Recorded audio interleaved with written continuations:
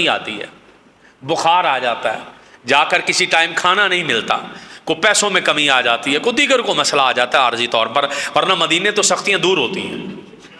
اگر کسی کو عارضی طور پر آ جاتی ہے تو پریشان نہ ہو، کیونکہ آقا نے فرمایا جو مدینے کی سختیوں پر صبر کرے گا میں اس کی شفاعت کروں گا، میں مصطفیٰ صلی اللہ تعالیٰ علیہ وسلم۔ یہ آقا علیہ السلام کا فرمان موجود ہے۔ اور مفتی احمد یار خانیمی رحمۃ اللہ تعالیٰ علیہ، آپ کا بازو ٹوٹ گیا مدینے میں،